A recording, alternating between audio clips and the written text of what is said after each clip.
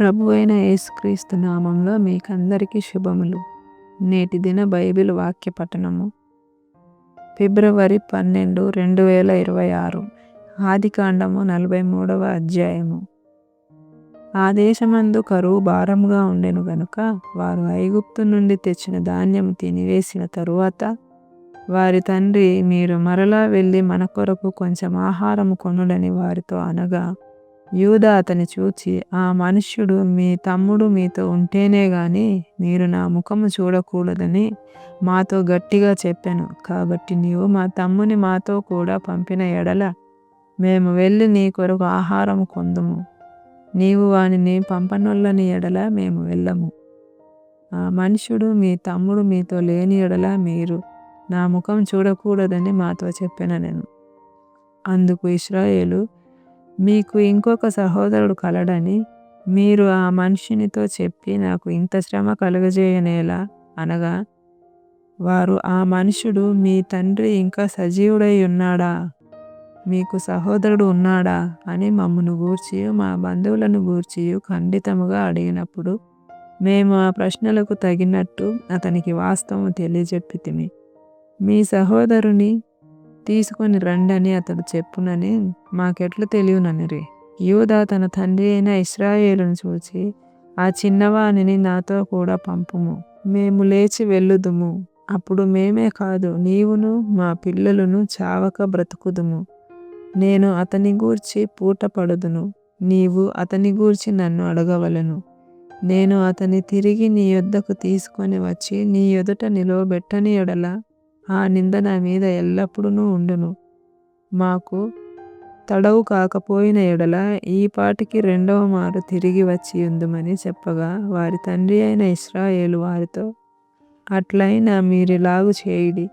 ఈ దేశమందు ప్రసిద్ధములైనవి అనగా కొంచెము మస్తకి, కొంచెము తేనె, సుగంధ ద్రవ్యములు, బోలము, పిస్తాచ కాయలు, బాదాము కాయలు మీ గోనెలలో వేసుకొని ఆ మనుషునికి కానుకగా తీసుకొని పోవుడి.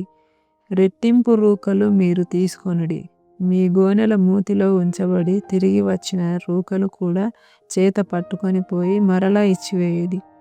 ఒకవేళ అది పొరపాటై ఉండును, మీ తమ్ముని తీసుకొని లేచి ఆ మనుషుని యొద్దకు తిరిగి వెళ్ళుడి. ఆ మనుషుడు మీ ఇతర సహోదరుని బెన్యామీనును మీకు అప్పగించినట్లు సర్వశక్తుడైన దేవుడు ఆ మనుష్యుని ఎదుట మిమ్మును కరుణించునుగాక. నేను పుత్రహీనుడై ఉండవలసిన ఎడల పుత్రహీనుడగుదునని వారితో చెప్పెను. ఆ మనుషులు ఆ కానుకను తీసుకొని చేతులలో రెట్టింపు రూకలను తమ వెంట బెన్యామీనును తీసుకొని లేచి ఐగుప్తునకు వెళ్ళి యోసేపు ఎదుట నిలిచిరి. యోసేపు వారితో నున్న బెన్యామీనును చూచి తన గృహ నిర్వాహకునితో, ఈ మనుషులను ఇంటికి తీసుకొని పోయి ఒక వేటను కోసి వంట సిద్ధం చేయించుము. మధ్యాహ్నమందు ఈ మనుషులు నాతో భోజనం చేయుదురని చెప్పెను. యోసేపు చెప్పినట్లు అతడు చేసి ఆ మనుషులను యోసేపు ఇంటికి తీసుకొని పోయెను. ఆ మనుషులు యోసేపు ఇంటికి రప్పింపబడినందున వారు భయపడి, మొదట మన గోనెలలో తిరిగి పెట్టబడిన రూకల నిమిత్తము అతడు మన మీదికి అకస్మాత్తుగా వచ్చి మీద పడి మనలను దాసులుగా చెరపట్టి మన గాడిదలను తీసుకొనుటకు లోపలికి తెప్పించెననుకొనిరి.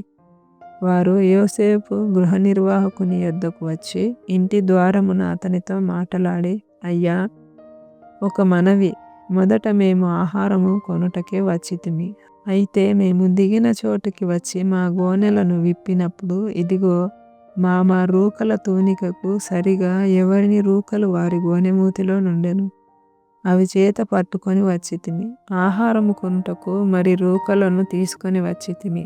మా రూకలను మా గోనెలలో ఎవరు వేసిరో మాకు తెలియదని చెప్పి, అందుకతడు, మీకు క్షేమమగునుగాక, భయపడకుడి. మీ పితరుల దేవుడైన మీ దేవుడు మీకు మీ గోనెలలో ధనమిచ్చెను. మీ రూకలు నాకు ముట్టినవని చెప్పి షిమ్యోనును వారి యొద్దకు తీసుకొని వచ్చెను. ఆ మనుష్యుడు వారిని యోసేపు ఇంటికి తీసుకొని వచ్చి వారికి నీళ్ళియ్యగా వారు కాళ్ళు కడుక్కొనిరి. మరియు అతడు వారి గాడిదలకు మేత వేయించెను. అక్కడ తాము భోజనం చేయవలెనని వినిరి గనుక మధ్యాహ్నమందు యోసేపు వచ్చు వేళకు తమ కానుకకు సిద్ధము చేసిరి. యోసేపు ఇంటికి వచ్చినప్పుడు వారు తమ చేతులలోనున్న కానుకను ఇంటిలోనికి తెచ్చి అతనికిచ్చి అతనికి నేలను సాగిలపడిరి. అప్పుడు, మీరు చెప్పిన ముసలివాడైన మీ తండ్రి క్షేమముగా ఉన్నాడా? అతడు ఇంకా బ్రతికి ఉన్నాడా అని వారి క్షేమ సమాచారం అడిగినందుకు వారు, నీ దాసుడైన మా తండ్రి ఇంకా బ్రతికి ఉన్నాడు, క్షేమముగానున్నాడని చెప్పి వంగి సాగిలపడిరి. అప్పుడు అతడు కన్నులెత్తి తన తల్లి, కుమారుడును తన తమ్ముడైన బెన్యామీనును చూచి, మీరు నాతో చెప్పిన మీ తమ్ముడు ఇతడేనా అని అడిగి, నా కుమారుడా, దేవుడు నిన్ను కరుణించునుగాక అనెను. అప్పుడు తన తమ్ముని మీద యోసేపునకు ప్రేమ పొర్లుకొని వచ్చెను గనుక అతడు త్వరపడి ఏడ్చుటకు చోటు వెతికి లోపలి గదిలోనికి వెళ్ళి అక్కడ ఏడ్చెను. అప్పుడు అతడు ముఖము కడుక్కొని వెలుపలికి వచ్చి తన్ను తాను అణుచుకొని భోజనం వడ్డించుడని చెప్పాను. అతనికిని వారికిని అతనితో భోజనం చేయుచున్న ఐగుప్తీయులకును వేరువేరుగా వడ్డించిరి. ఐగుప్తీయులు హెబ్రీయులతో కలిసి భోజనం చేయరు, అది ఐగుప్తీయులకు హేయము. జ్యేష్ఠుడు మొదలుకొని కనిష్ఠుని వరకు వారు అతని ఎదుట తమ తమ ఈడు చొప్పున కూర్చుండిరి గనుక ఆ మనుషులు ఒకని వైపు ఒకడు చూసి ఆశ్చర్యపడిరి. మరియు అతడు తన ఎదుట నుండి వారికి వంతులెత్తి పంపెను. బెన్యామీను వంతు వారందరి వంతుల కంటే 5 అంతలు గొప్పది. వారు విందు ఆరగించి అతనితో కలిసి సంతుష్టిగా త్రాగిరి.